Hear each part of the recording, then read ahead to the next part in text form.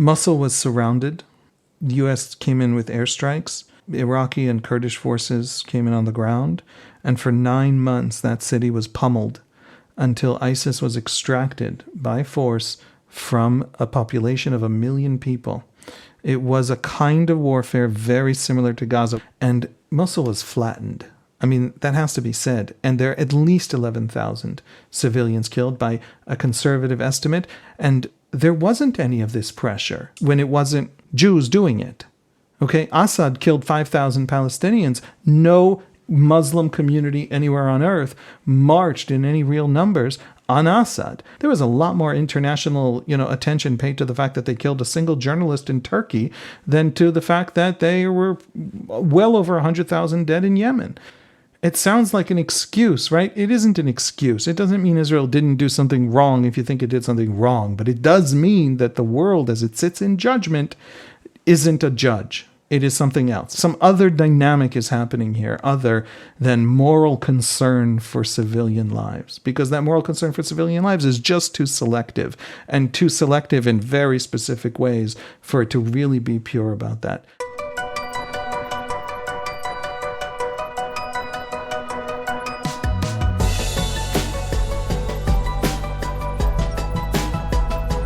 It is 4 p.m. in New York City on Sunday, November 5th.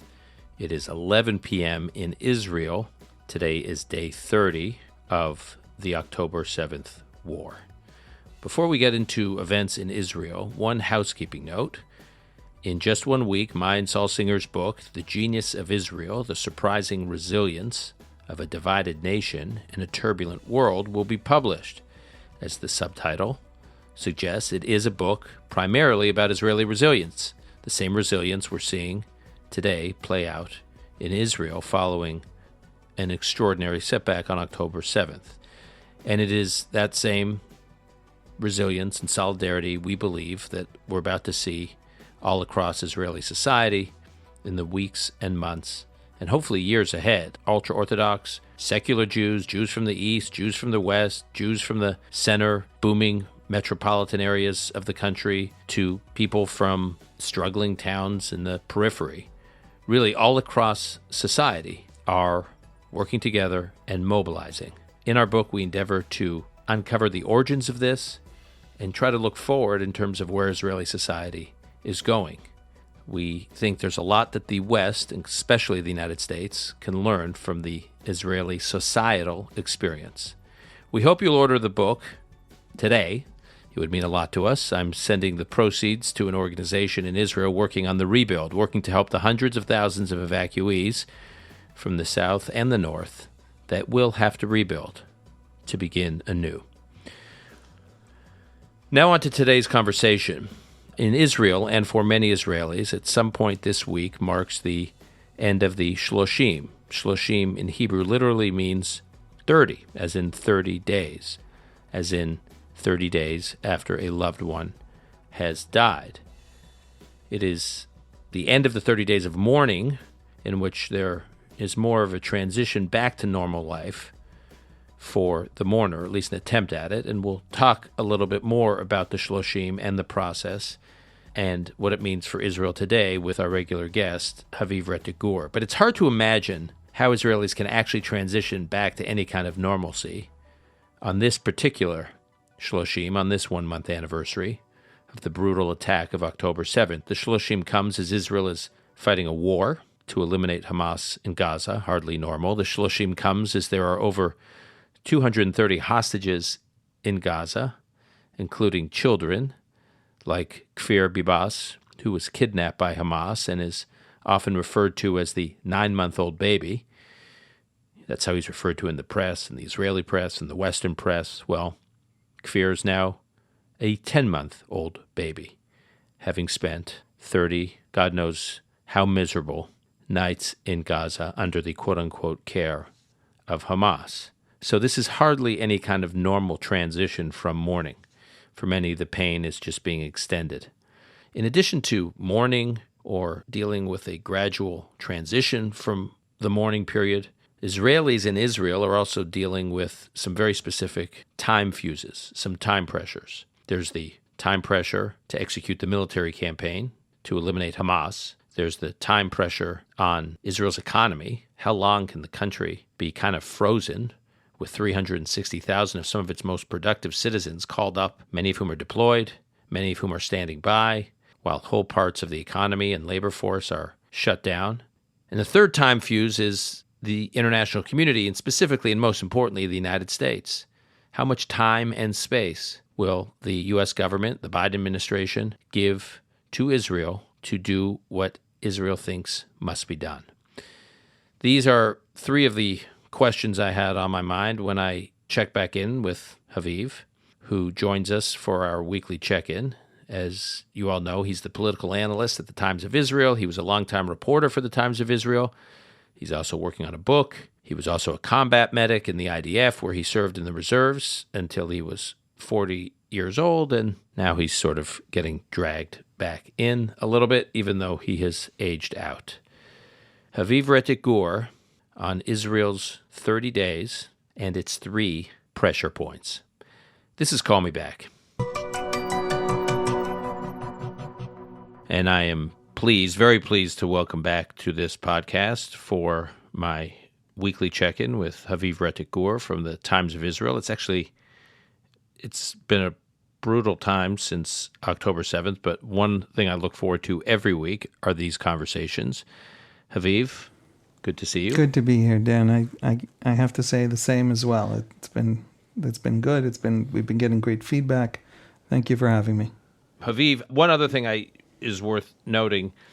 Since October 7th, your wife has been called up for reserve duty for some period of time. Not a long time, but still called up. And this was obviously challenging because you have 4 little kids at home. And now you were called up for something. We don't have to get into the details. And that's also why you haven't been writing for the Times of Israel. A lot of people ask me, when's his next piece coming out? So that helps explain it. But obviously, we are grateful that you still squeeze in this call. Without getting into the details of what you're working on, just the notion that here you are, you're aged out of reserves. So the reserve, the miluim in Hebrew, is what it's called. Reserve duty is supposed to go, I think, is supposed to go to about age 40. And then after that, you're supposed to be out. But, it's like that line from The Godfather, they keep sucking you back in. How common is that to be out and then just be brought back in for projects? How common is that right now, generally? How disruptive is that to people's lives? My terrible mistake as a very young man was to go out to the medics course. The Army Combat Medics course is one of the most interesting courses in the Army. It's one of the most, I thought, exciting. There's a tremendous amount of learning. They also sent me to it from my company because there's a lot of it's in English. A lot of medicine is in English, and they figured they'd send someone who knows English. Why have the other guy who's going to struggle? But the Army holds on to medics longer. The Army then in a war has things for medics to do, and also there's guard duty of all over. There's neighborhood patrols being set up and all these things. There are entire towns and villages in the north that are emptied out. And the towns near the areas that are emptied out in preparation for a potential Hezbollah attack of the kind that we saw on October 7th from Hamas, well, the towns near them are also preparing for those attacks. And what they're doing is the population isn't emptying out, but they're preparing these essentially neighborhood watches that include guards and patrols, and it's just of the local, moms and dads. And some of that, the Army, because people are leaving their jobs to do this, or they don't have enough people to do it full time, the Army is actually allowing them to be drafted into reserve duty, essentially as a way to pay them to take on those roles. And so all of these different ways that people are in the reserves now, even people like me who are aged out and not that useful in combat anymore. We are finding that we have these roles right now. In terms of the shloshim, in Judaism, the 30-day period, that is the 30-day period of mourning, 30 days of mourning, and that there's a sense of transition after the shloshim. For our listeners who don't speak Hebrew, shloshim literally means the translation is 30 in Hebrew. It means that there's a transition for the mourners after the 30 days back into some semblance of normalcy, that they're supposed to begin returning to their lives. so in a sense, we're marking the 1 month anniversary of the war. So it's like the end of the Shloshim. It's certainly the end. It will be the end of the Shloshim this coming week for many Israelis who lost loved ones, but also just it's like almost like the Shloshim for the country, and yet you're transitioning to anything but some semblance of normal. How do things feel? Yeah, Shloshim is kind of a moment of stock taking, of taking stock of where you're at, right? A person dies, passes away, you bury them immediately within 24 hours in Jewish tradition, and then you have the Shiva, which is 7. The 7 are those 7 days in which you literally sit at home and receive people who visit and mourn full time, so to speak. And then after the 7, and then the 30 period becomes the period that you're in. And at the end of the 30, you visit the grave of the person you buried on day 1 or on day 2. And then visiting the grave is it's almost a kind of saying goodbye, because then you're in a whole different, then there's, if it's a close family member, your parent, your sibling or whatever, then you still have 11 more months of saying Kaddish, saying the prayer for the dead in synagogue and things like that. But the 30 is when you come back to the gravesite and say goodbye.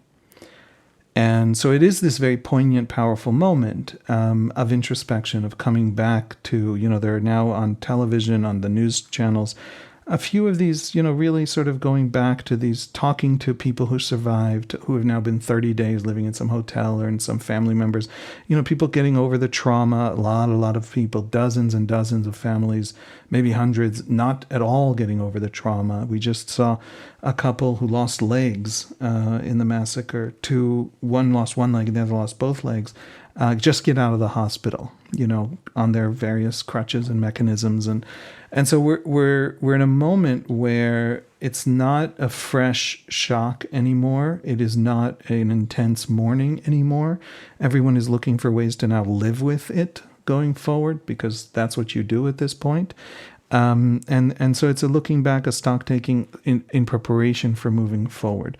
There's a massive war on. There are soldiers dying. We are watching the footage from Gaza, which includes the suffering of Gazans, which is very real and very, I have felt it very powerfully. And I have a lot to say about Hamas, and I have a lot to say about, the magical way that Gaza's numbers never seem to include a single Hamas fighter and all of that. But that doesn't mean the thousands of those numbers aren't civilians. And so, there's all of this pain, all of this trauma. This war is not going to end soon. Hezbollah wants a war in the north, or wants to pretend it wants just enough to not be accused of not wanting, or whatever the hell's happening there. Excuse my French. And yet, nevertheless, there's this moment where we're transitioning from a period of just reeling from what happened to a period of trying to figure out how we move forward in some kind of a routine. And you see that in businesses, you see that in schools. And you also have the families of the 230 plus hostages who, for them, there's no trying to transition to something new. They're now, every day is excruciating, because it's like 1 month that they're imagining. If you're the parent of that 9-month-old who is in Gaza, who's taken hostage, that you think, well, that 9-month-old is now 10 months old. And you start to think, I got to believe, since the ground incursion has started, that this is a new phase for those families, because it could be now months before they have any information about what happened to their loved ones who were taken hostage. There's still 40 missing. We now know everything. In other words, we're not, for 2 or 3 weeks, there were still bodies being found. There were still homes burned so badly that, there were people identified by their spinal cord. I mean, there were still, right? But that stage is all over, right? All the bureaucrats have gone through all the lists and all the IDs and all we know who's been missing for a month, right? So we know who's been missing for a month, we know what the list looks like. We might not know every tourist who was visiting and everything like that, but basically we know everything. And there are still 40 completely missing. We can't confirm they're in Gaza. They're nowhere to be found in Israel. They're not among the dead bodies, even when they took DNA samples of essentially ash. And so there are families that will never wake up from this moment, that are in that first day. And yeah, I mean, you rightly pointed to the kids. I mean, I've been following one of these families. A lot of people know a lot of these families. A 4-year-old and an 8-year-old and a 12-year-old and a month-old. And there's just children who are literally sitting day after day in some dark tunnel somewhere being, fed or cared for only because of their usefulness, not because of humanity, by people who have just murdered a bunch of children. So they are not moving on in that way, even just emotionally. I don't think Israelis are moving on, but they're moving on emotionally a little bit. Yeah. All right. So I want to talk to you about 3 pressure points right now. Sort of since this began on October 7th, there were, by my lights, three fuses, 3-time fuses. One is the military fuse. When was Israel going to go in? Once it went in, how long would it have to achieve its objectives? The second fuse is the economy. I mean, tourism is a big part of Israel's economy. That's all but shut down. And the tech exports are a big part of the Israeli economy. And it's not shut down, but a big part of it is dormant. And because of the 360,000 people that are called up, a lot of them are from the tech community and other parts of the economy. So how long can that high percentage of the labor force just be pulled out of the labor force? And then the third is the diplomatic pressure on Israel, or support, depending on from where. But let's take the United States, which is are we chipping away the time and space that Israel has to do what it needs to do? So I want to take each of these 3 separately. Let's start with the first. How do you feel Israel is doing on the achieving its military objectives? I know it's hard to really know, but based on what you know and how you're following things, was it right to wait as long as they did before they went on the ground? And how's it going now? Well, we already know that Israel is showing that it has some capabilities. Hamas imposed on us this battlefield, and Hamas has done nothing over the last 15 years except prepare this battlefield for precisely this battle.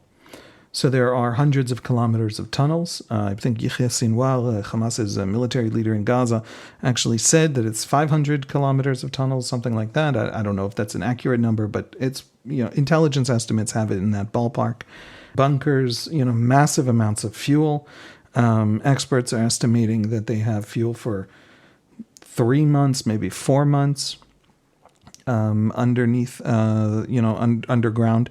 We don't entirely know exactly what installations they have underground, right? So if they have rocket-producing factories underground, they'll use up that fuel faster, right? If they have a hospital underground for their fighters, they'll use it up faster. But nevertheless, these are immense installations, and for the IDF to go in means to fight on Hamas's terms, to walk through Hamas's traps. The IDF doesn't want to do that. And what the IDF has managed to do, using robots, using dogs, using airstrikes that are capable of penetrating tunnels, not the deepest tunnels, but the tunnels that are closest to the ground, from which Hamas fighters are ready to spring out when the army moves past them and catch the army, military formations from the rear. Those the army has been able to neutralize pretty much consistently. Not in every case. We are taking losses. There have been IDF soldiers killed, but there have been many, many, many, many more Hamas fighters killed. And the army, I think, is very satisfied. Now, we know that there was a thrust cutting the Gaza Strip in 2 down the middle. And we know that there was a thrust from the northern end of the Gaza Strip southward. And what that means, if, while you're listening to this, you look at a map of Gaza, what that means is that the army has essentially surrounded Gaza City. And as it surrounded Gaza City, it started to move in. And it started to, as it moves in, seal up tunnels and tunnel entrances that it's finding. It doesn't necessarily have to actually go down into every tunnel entrance, but if it can seal them in a way that's permanent, and then it essentially corrals Hamas into only a very few exits. And if you can control the exits to the tunnels, then you are able to reshape the battlefield in ways that reduce your losses. So the army is very happy with its progress, very satisfied. It did a lot of intensive training. It built a few solutions that it didn't have before. For example, some APCs and tanks have a special roof attached to them now against incendiary drones or explosive drones. So what we're hearing just from commanders on the ground is that it's working, is that the progress is working, it's going slow, steady, and they have solutions that they didn't have 3 weeks ago to the problems Hamas has presented. And morale of the soldiers? Extraordinary. Probably the most important story here. Those soldiers want, and we're hearing that, I hear that personally from soldiers who come out, who are neighbors of mine, family of mine. They want to do this. They want to respond to October 7th by removing the threat of Hamas. And that's true of left-wing soldiers. It's true of right-wing soldiers. There is a unity here that we haven't seen before. We haven't just seen, Druze and Bedouin soldiers going in, Arabic-speaking Arab soldiers, Muslim soldiers. They haven't just gone in with the whole rest of the army. They've put out special music videos telling Hamas, Hamas killed dozens of Bedouin from the south in the massacre. And the Bedouin Israelis are saying, we're coming for you now. We are an Israeli battalion. We are capable, and we will show you that you can't kill our people. And so they've been putting out these music videos. The morale is incredibly high. They want to finish the job. And that brings us to, of course, the other windows, the other fuses that you talked about. But before we do, I will say there's some, I'll post some of these. There's been some fantastic images leading into Shabbat on social media of IDF soldiers from all walks of life. I'm particularly moved by this because it's a big focus of mine, Saul's next book, about where you see the solidarity of Israelis, which is not always obvious to outsiders. Kochavi, General Kochavi, who's former IDF chief of staff, told us, the kind of solidarity you see of people from all walks of life in the hull of a tank is the image he gave us when we interviewed him for the book, which we quote in the book. And literally on Friday, there were these images of these videos flying around of these soldiers, Mizrahi, Ashkenazi, secular, religious. Some from affluent parts of Tel Aviv, around Tel Aviv, some of them from the struggling towns of the periphery, and they're all just bundled into these tanks celebrating Shabbat. And they have wine out, and they're saying Kiddush, and they're singing Shalom Aleichem, and they're having a little impromptu dinner. It doesn't look like much of a dinner, but whatever. And they look, it's like an image that you look at that and you say only in Israel.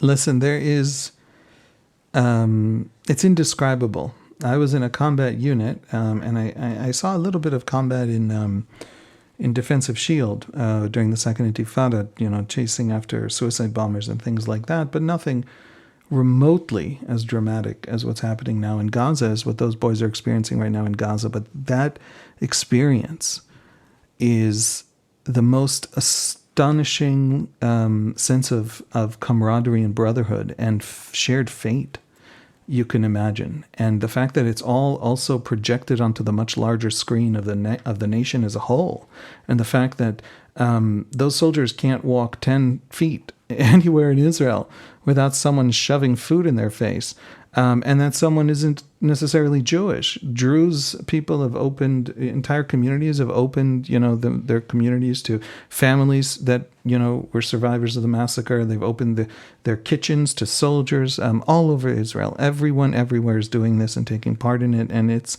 astonishing, and it's distilled and intensified among the soldiers themselves. And so that is, it almost sounds like an advertisement of some kind, but if you don't have that experience, if you don't have a tribe in that way once in your life, then you should get one, because it is an astonishing experience and a very powerful one.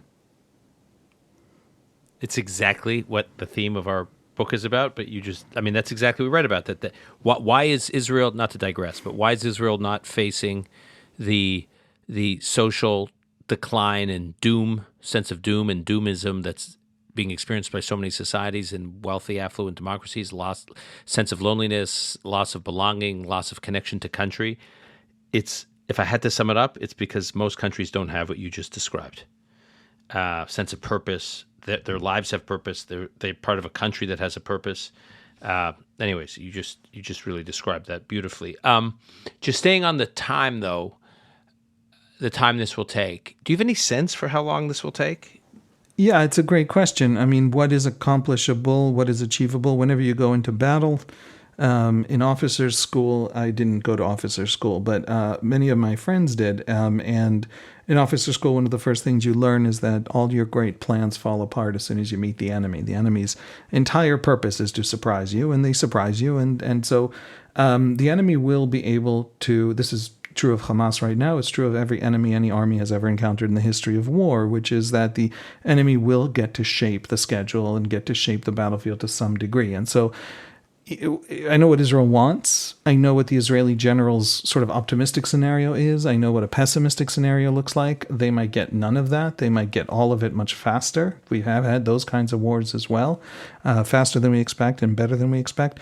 The Israeli army is moving slow because Hamas built the battlefield. But it is doing everything it can do to deny Hamas everything. In other words, Hamas needs to breathe down there. Hamas needs to eat. It needs to drink. It needs to have sewage. It needs to have pumps. It needs to have, oxygen filters. It needs to have fuel. All of those things, Israel is working, it's doing its best to deny them. It's trying to reshape the battlefield in return. And we can hope. The Israeli defense minister put out an interesting statement a couple of days ago. He said, we're going to get Sinwar. We're going to kill Sinwar. But if you Gazans get to him first... So for our listeners, Sinwar is he's the head of Hamas. Right, Yahya Sinwar, and he's the planner of the October 7th. And he was the architect of the October 7th. Right. And he was released from an Israeli prison in 2011 as part of the prisoner swap to get Gilad Shalit. He had cancer while he was in prison. He was treated for his cancer by Israeli physicians. He got back to Gaza, and he is not just an architect. It sounds like he was the architect of the October 7th massacre. Yeah, he's the head of all Hamas military forces in Gaza, and this is their central activity for the last few years, and this is their greatest success in the history of the organization, and possibly, if you call that a success, if that is what you strive for, the biggest success in the history of the Palestinian national movement in terms of, military achievement, terroristic achievement, etc. And Defense Minister Gallant said, we're going to kill Sinwar because he's the chief architect of that massacre. But if you Gazans get to him first, you'll shorten the war, which, win-win. And that kind of message is being sent by Israel into Gaza. There is a grim determination to get this done. By saying it, of course, they set up Sinwar to succeed, to be able to declare victory if he merely survives. But Sinwar will be hunted to the rest of his days. In any case, he's not going to be above ground much for the rest of his life. But there is this desire that the Israelis have to try and shorten the war. In other words, we're seeing that desire. It's going to depend on how the war goes, because if the Israeli military pulls out without having accomplished a shattering of Hamas, the Israeli public, I know that there's this international pressure and there are these protests and there's this huge upswell in social media and the genocide that Israel's committing is something that all of these people, on the far left in many countries are talking about, that it's a genocide. I get that there's this pressure and I get that there's this discourse. If you're an Israeli general, if you're an Israeli politician, you are hearing it, but you are hearing the Israeli public louder, and the Israeli public wants Hamas dead. And so it is not going to stop, and it is not going to stop soon. In terms of day-to-day life, you've told me offline that Israeli life is not like it was on October 8th, 9th, 10th, or 11th, when everything basically stopped and everyone was just focused on the response. Now you've told me you're seeing, and I hear this from my sister and Saul and my mother in Jerusalem, just a general sense that parts of Israeli life are, as we talked about at the beginning, when we talked about the end of the Shloshim, are returning. Does that apply to the economy? Are people feeling like they're able to contribute to the economy? And one venture capitalist I spoke to told me something like 10% of his Tel Aviv-based VC told me something like 10% of the employees, senior-level employees at his portfolio companies are been called up to reserve, so they're not there. Now, can others sub in? Sure. But, if you're an middle of important work, a fundraising round, a venture capital raising round, closing some big sale, dealing with some big business development opportunity. You have one person on point for it. That person is suddenly called up, disappears. It's not so seamless. And, to find someone else to sub in. And this could be the status quo for a while. How long do you think the economy and regular Israeli life, civilian life, can handle this large a percentage of the labor force out of the economy? It's a great question. I'm not an expert on the economy, but I do. There are data points. There are sort of touchstones of Israeli history that we can look at. One obvious one is COVID, right, where we had shutdowns of the economy again and again and again. The fundamentals of our economy are good. We have a low debt to GDP ratio. We, in some many fundamental ways, we are a healthy economy, and we recovered very, very quickly. We also had a 6-month reserve call up on a massive scale right after the 73 war, which was the Yom Kippur War, where we were similarly surprised by our enemies. And there was this sudden massive call up, and the call ups stayed at the borders for months and months and months.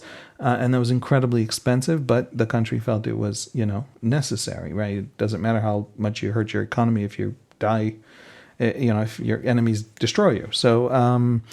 So the simple answer is we can afford it. But what's interesting, we can afford the 360,000 man call-up. We can afford the slowdown in the economy because of the loss of those workers. The call-up is some of the most productive workers. You mentioned high-tech. High-tech is really important. There are other incredibly expensive parts to this war. First of all, there's the conduct of the actual war. Tanks cost money to run. Immense amounts of fuel are being spent. Material, armaments, flight hours, all of that. But then there's one other cost, which is well over 100,000 Israelis were told to leave their homes because the entire northern line of villages and towns was emptied because of the expectation that Hezbollah is going to join the war. And so those people have to be housed somewhere. And the government that ordered them out of their homes is the one paying the hotel bills, essentially. And so there's this another, right, many, many millions are being spent on that. And so it's very expensive. We're in a very expensive situation. The economy is going to have to the government's going to have to borrow for a while to pay all this off. But, we have relatively low debt. We are a fiscally responsible country, and we will be able to afford it. So that's something I think is okay. What's interesting to watch is the need to save money, the need to spend that money on the victims, on the evacuees, on all of those groups, has actually reshuffled Israeli politics in some ways. The ultra-Orthodox community is now losing some of the special coalition funds that they managed to squeeze out of this coalition as a condition of their membership to their school systems, the extra 200 million shekels or whatever it was, and many other groups. I just happened to read something about their budget today. I don't mean to pick on them, but there are many other groups and many other sort of narrower interest groups that are all that coalition money is being shut down and diverted. 3 members of Knesset, including one from the coalition, have presented a bill to shut down all the extraneous, ridiculous ministries that Netanyahu created to essentially satisfy the egos of people he needed in his coalition. A minister of tradition, a minister of, if I start, there's more ridiculous ones than real ones. So I'm not going to, a minister of intelligence who doesn't do anything with intelligence. So there's this push to shut them down just to save the money. And so that also, it's a sign that the government is feeling the cash crunch, but it does have credit lines. It does have good credit ratings. And it's not a bad thing to force a government to feel a cash crunch. And there will be assistance, obviously, hopefully, depending if Congress gets its act together, which I think they're working on, an assistance package from the United States, which will only help. Now I want to ask you about the third time fuse, which is international pressure on Israel to do what it needs to do, however it defines, that it has for, what Prime Minister Netanyahu apparently asked President Biden on October 7th when they first spoke, when he gave him his list of requests. He said, I need space and I need time, and I don't need you knocking on my door, 10, 15, 20 days in or whatever it is and saying it's time to stop, like what happened in May of 21, or like what happened go back during every one of these flare-ups. This was not a normal flare-up. This was a war, and it's not just about doing some bombing from the air and then negotiating a ceasefire. It's a war. How are you thinking about the pressure Israel's under from the international community, and specifically the United States? The international community is responding very powerfully to the images of civilian dead in Gaza. Some of that, some significant part of it, is part of the larger, propaganda war. Obviously, there's no way to fight a war without that element. I understand it. I'm not even angry about it. I'm not upset about it. But also underneath the propaganda, there is very real suffering and a very real sense in the world that I think is absolutely appropriate, that there needs to be everything done to rein in that suffering. At a very simple, straightforward level, Israel's war aim is legitimate. It is legal, where every time you say something is legal by international law, some expert steps in and says, well, you can't really determine if it's legal by international law until I have told you whether it's legal by international law, because lawyers like to think that if the rest of us don't know what's going on, then they're much more powerful than us and get to tell us. But in fact, international law does allow you to destroy your enemy, and if your enemy hides underneath a civilian population, your enemy is committing the war crime and not you. You do need to be proportionate, so, don't kill thousands of Gazans to reach just Yahya Sinwar, but you can actually fight the Hamas army hiding under those civilians. And that international legal question is not the legal question itself, but the moral discourse around it is something that I think the Biden administration is feeling. It's feeling the pressure. It is feeling the pressure of Biden's progressive sort of far left edge of the party. It's not clear if it's a third of the party or a quarter or 10%. But it is some part that he needs, and he needs it, as you go into, as he starts to think about the next election. He can't lose Michigan in the next election because the Arab or Muslim community stays home. Yeah, I will say, just not to digress, but I think if President Biden loses Michigan, it's not going to be because the Arab American community in Dearborn, Detroit stayed home. I think this risk is so overstated. Even if all of them stayed home or didn't vote for Biden, you're talking about less than 1% of the voters in Michigan. This is a whole separate subject. I think the administration and the political advisors around President Biden are completely overreacting. And certainly among electeds, by the way, among the elected Democrats, there are some exceptions, but they're pretty strong. In terms of supporting the president. The problem is this noisy young progressive part of the base that's noisy. They're really noisy. They're noisy on social media. They're noisy at rallies. They have very strong views about Israel. They have very strong views about other issues too. Do I think that it comes to November of 2024, they're going to make their electoral voting decisions solely based on their frustrations with what happened with regard to Israel and Gaza in the fall of 2023? I'm highly skeptical. But okay, anyways, that was a little bit of a digression. I just think the White House is overreacting. These are questions we don't know the answers to. We don't know if this is another step on a pivot, a larger generational pivot that we're not going to see, the results of in November 2024, but maybe we will see the results of in, 2032, right? And that'll be a very dramatic result in 2032, something like the arc that happened to support for gay marriage, which was once a minority of Democrats and then quite quickly became a majority of Democrats and then even a plurality or maybe even majority of Republicans. And so there is this tilt. Now, we don't entirely, there are polls that say it's very small, there are polls that say it's quite significant. Staying out of that, the point is that the Biden administration itself is experiencing, and maybe it's more psychological than real, maybe it's exactly what they say, what they feel it is, but it is experiencing a tightening of that window, a closing of that window. It is experiencing itself holding a door open for the Israelis to finish off Hamas. The United States wants Hamas gone from the region.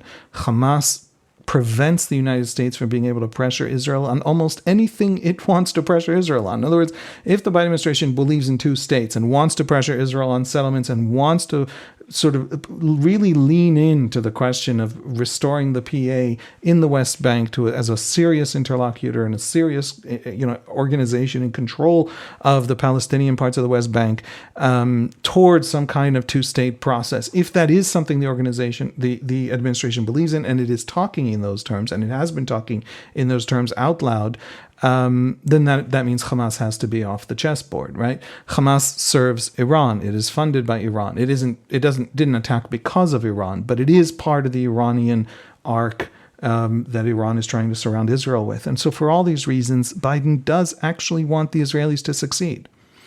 But there's a limit to how much political price he's going to pay. And so that is a window closing. And by the way, the influence America has over us isn't sticks. It isn't that they're going to take away money.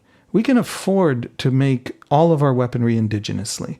Maybe not the airplanes, but everything else. We literally could survive, and we could probably be quite a powerful regional power without American military support. But right now, the American administration is willing to fly the flag in the Eastern Mediterranean with 2 aircraft carrier strike groups that are holding back Iran.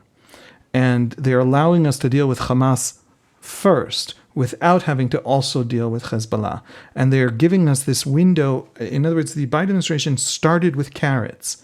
And now it's saying, help us keep these carrots coming, which is a much more effective way to deal with the Israelis, because the Israelis want those aircraft carriers. They want that ability to deter Iran.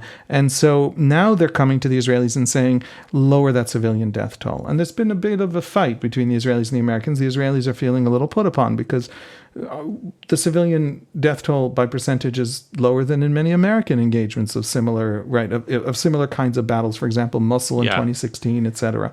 But the Obama administration's fight against ISIS was exactly that. Mosul 2016. I mean, there were massive civilian casualties, which is understandable. That happens when the U.S. government, when the Obama administration decided it was going to go after ISIS, and that was after a couple of very gruesome, very visual beheadings, not slaughtering 1,400 people and burning them alive and torturing them, but to a couple of beheadings. I'm not minimizing them. I'm just saying when the U.S. decided to pivot in its approach to ISIS, it went in hard with not a lot of sensitivity. Mosul was surrounded. The U.S. came in with airstrikes. Iraqi and Kurdish forces came in on the ground. And for 9 months, that city was pummeled until ISIS was extracted by force from a population of 1 million people. It was a kind of warfare very similar to Gaza, with, by the way, some very important differences. But nevertheless, it was the same basic kind of warfare. And Mosul was flattened. I mean, that has to be said. And there are at least 11,000 civilians killed by a conservative estimate. And over 9 months, it isn't even that this is a kind of war where those kinds of numbers are killed. That is absolutely correct. That is true. That is ISIS's only strategy for survival. It's today Hamas's only strategy for survival. It isn't just that. It's that there wasn't any of this pressure when it was happening, when it wasn't Jews doing it. Okay, Assad killed 5,000 Palestinians. No Muslim community anywhere on earth marched in any real numbers on Assad. There are, Palestinian towns and refugee camps in Syria, and they empty out during the war, and there are people killed there, and there are battles there, and nobody marches for any of it. The Saudis in Yemen, there was some concern here and there. There was a lot more international, attention paid to the fact that they killed a single journalist in Turkey than to the fact that they were well over 100,000 dead in Yemen. And so there is this vast international attention on Israel, and no international attention if Israel isn't doing the killing. And that is, it sounds like an excuse, right? It isn't an excuse. It doesn't mean Israel didn't do something wrong if you think it did something wrong. But it does mean that the world, as it sits in judgment, isn't a judge. It is something else.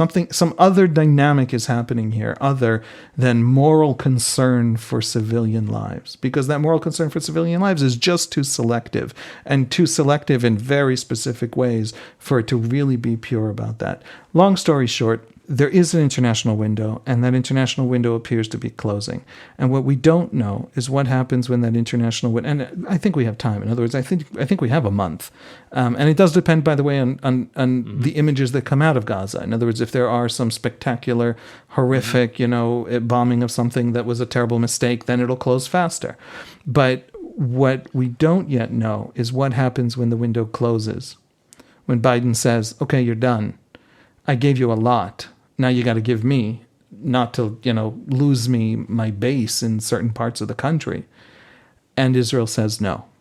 And that we don't know. And I suspect Israel will say no, because the determination now in the public to go after Hamas isn't something any Israeli government knows how to step back from.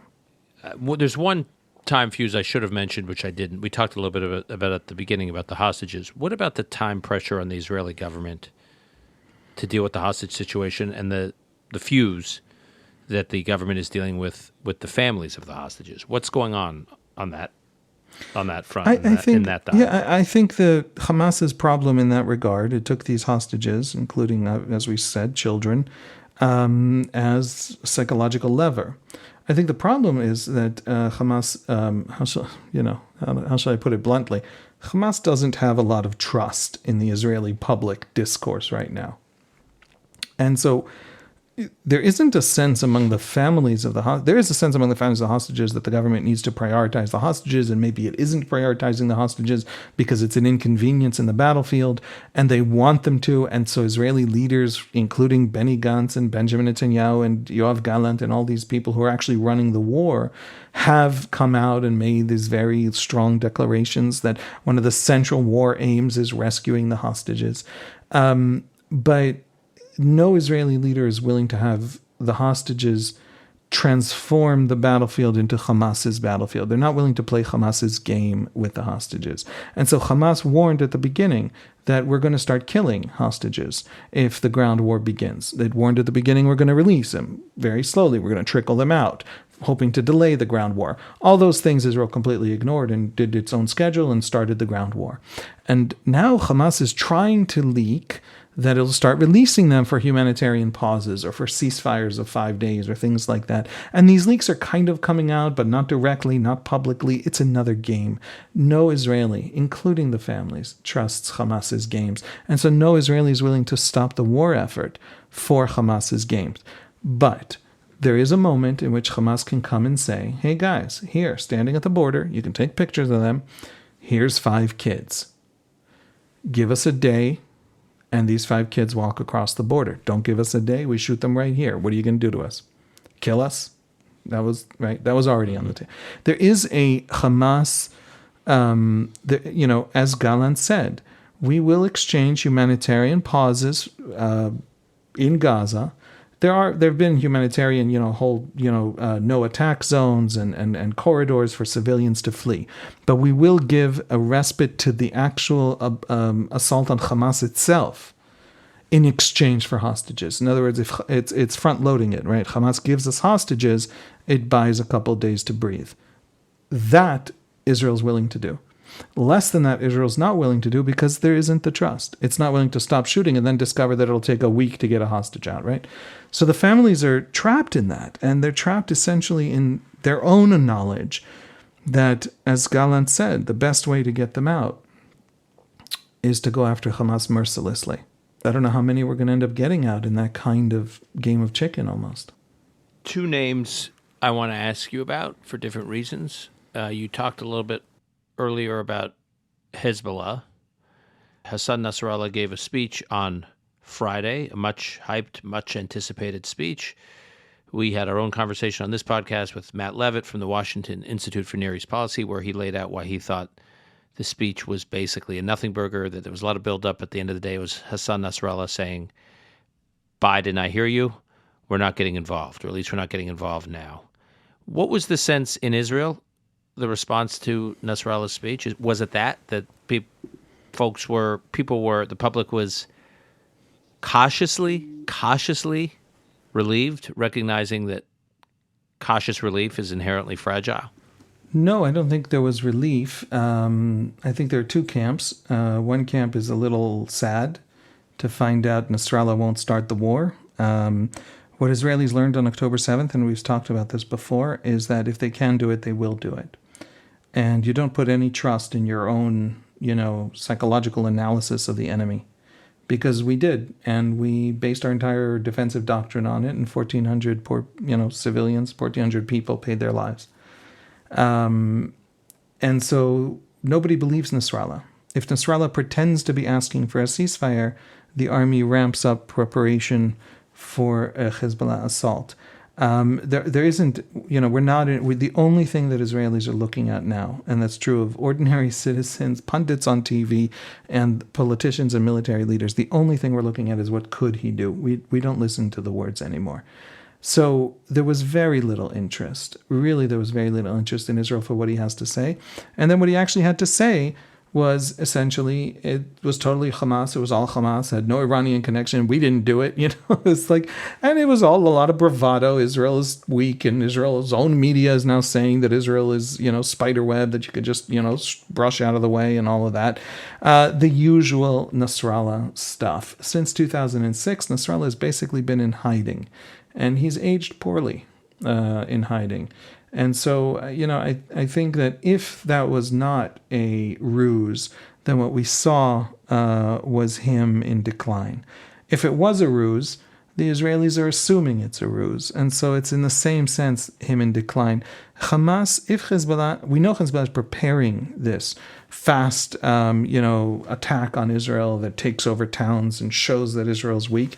We know it because Hezbollah has been advertising it for many, many years now. And Hamas just stole their thunder. Hamas just did it. And it did it on a scale much smaller than Hezbollah would have done it. And so they kind of stole their element of surprise and ruined their whole party. And so, the Israeli sense, I think, is that Nasrallah and Hezbollah generally are less than they like to pretend.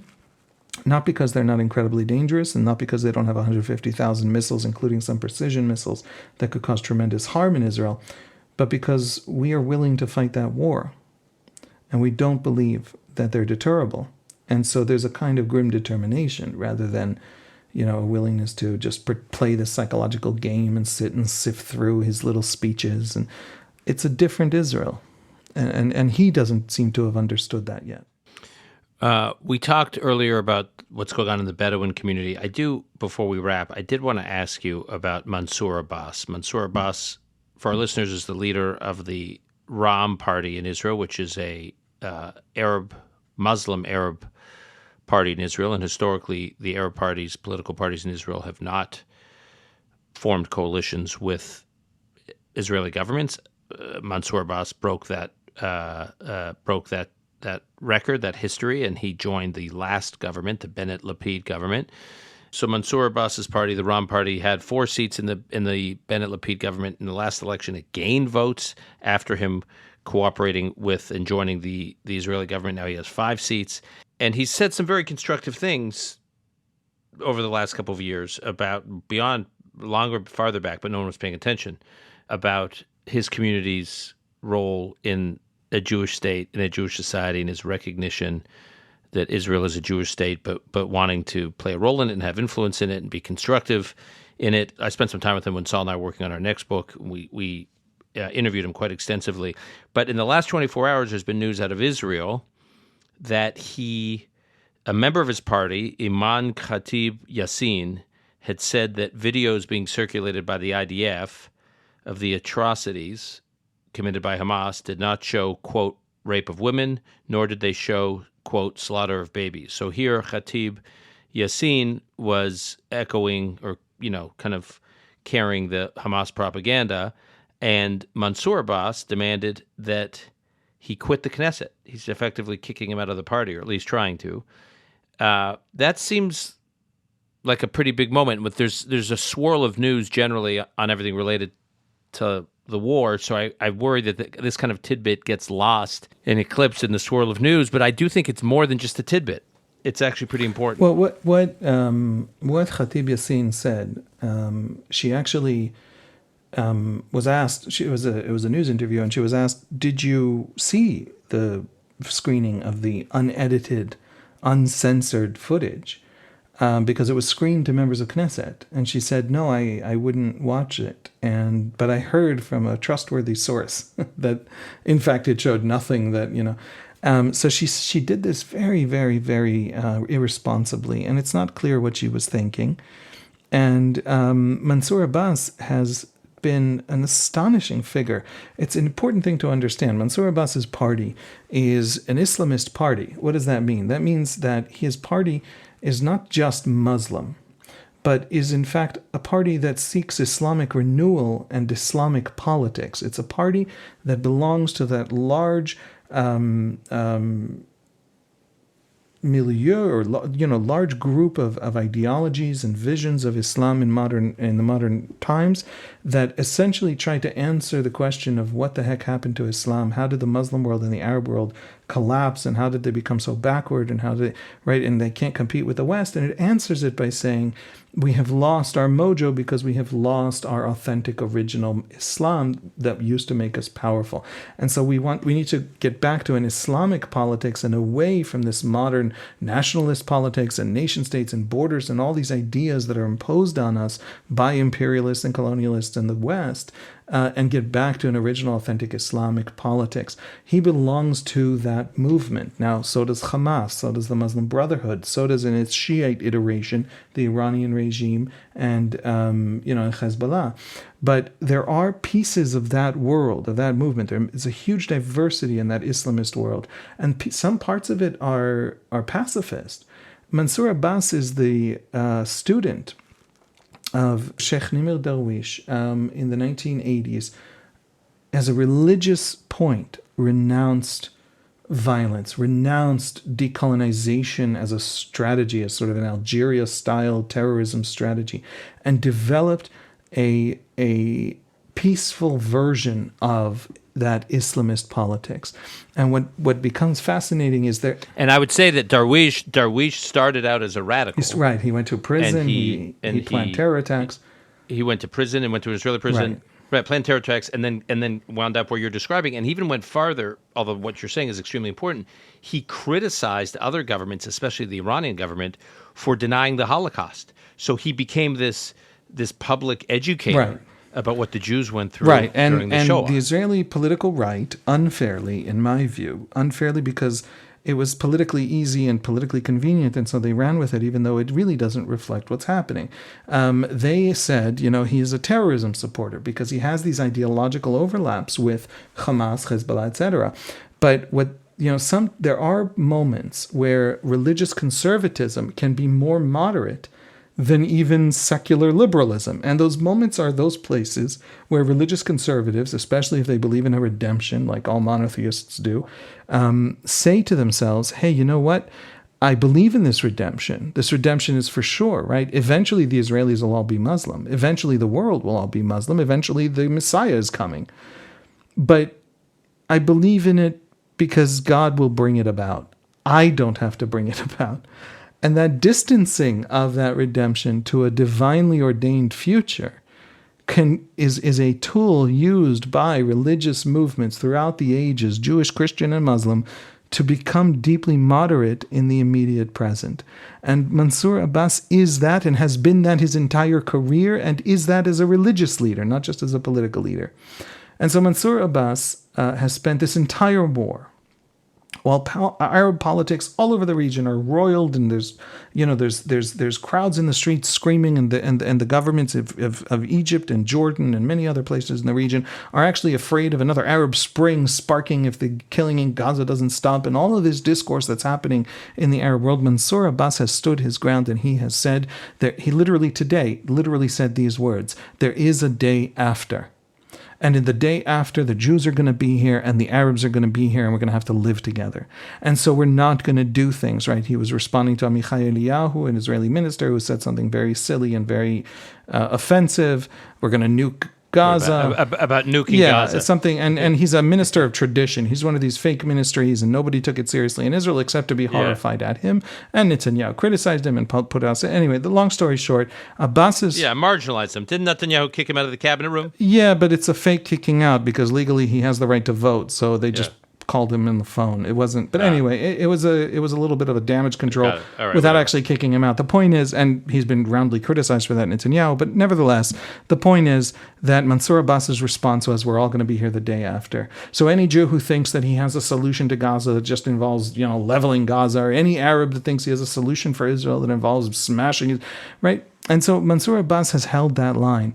He took Khatib Yassin's comment, and he did something that Netanyahu has failed to do with every single person who said something insane and damaging to the war effort, damaging to the country, damaging to public unity in the middle of a war.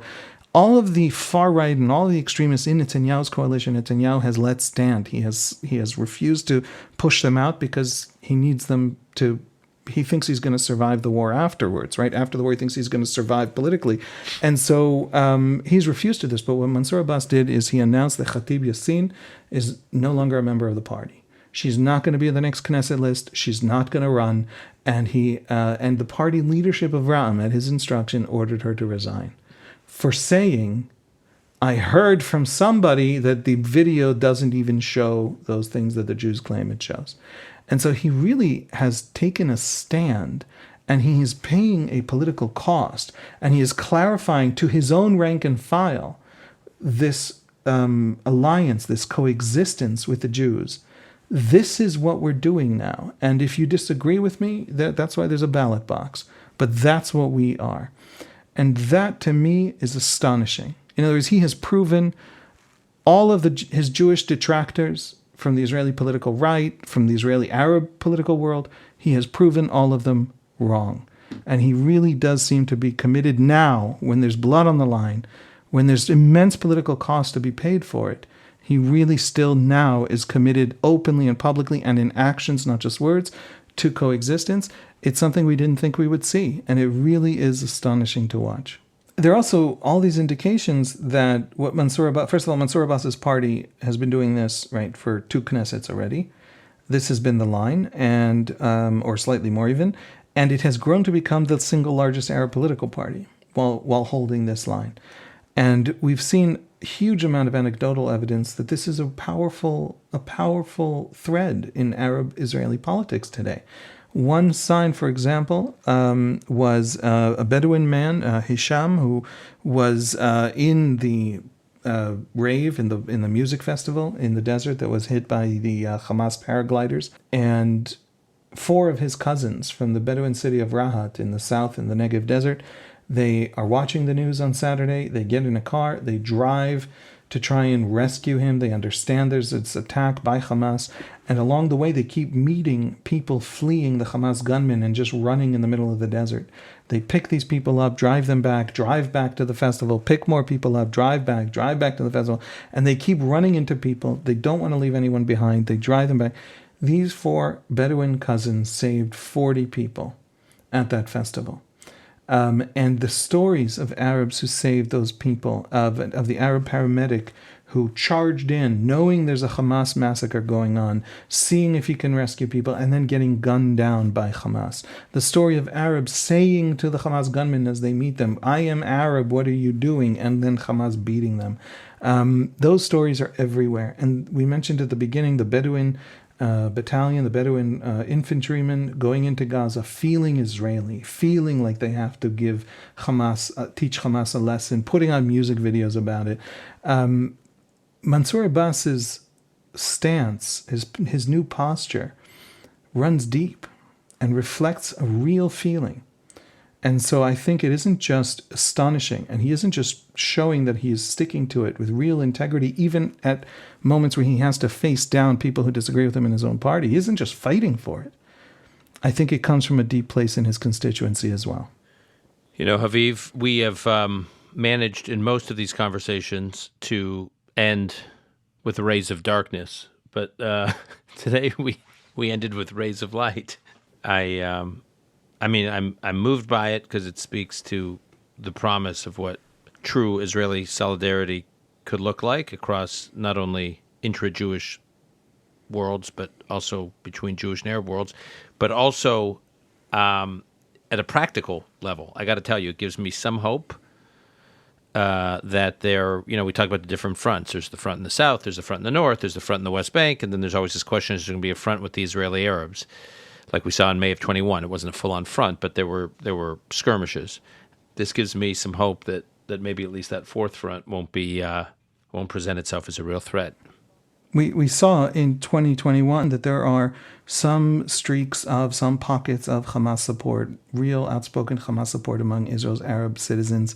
And what we are seeing now is that there's a much larger and deeper desire among many more of them to be Israeli, to be rooted and integrated into Israeli society. And that's, of course, a challenge for the Jewish majority because it has to deliver that for them.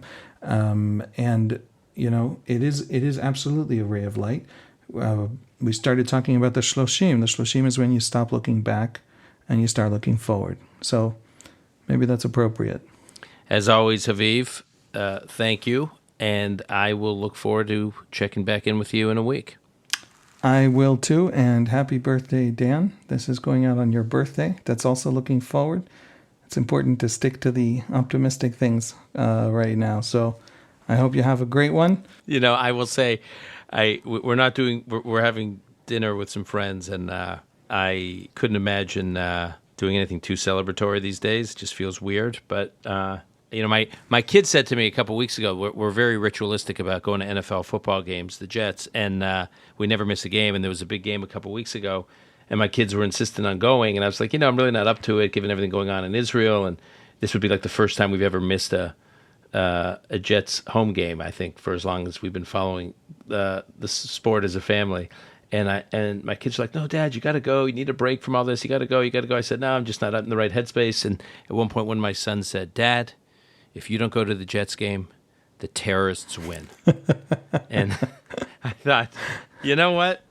There's some truth in that. You got some politicians. You're raising some politicians in that house. I know. So there's some wisdom. So we will do a low-key honoring of my birthday, I guess. But anyways, thank you for the good wishes. Yeah, thank you. All right, take care, my friend.